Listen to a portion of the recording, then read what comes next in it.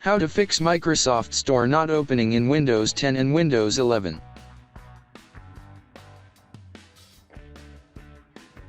You can see there is no response when I open Microsoft Store. Now I will show you one method that will fix your problem. First open Run.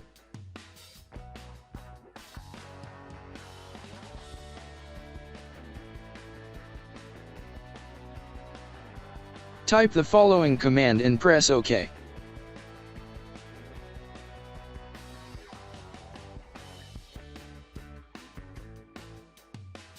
If this error occurred while running this command, then do the following steps. Open Services.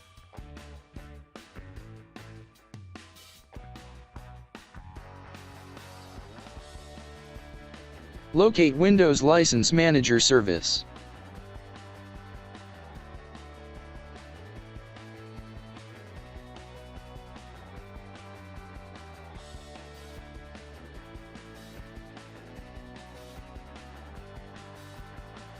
Right-click and click on Properties.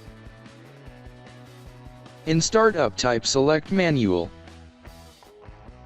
Press Apply and then OK.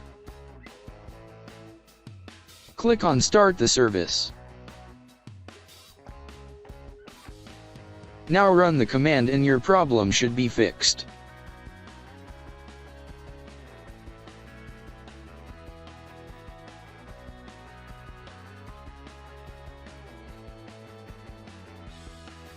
You can see there is no error message occurred. And now I can able to open Microsoft Store.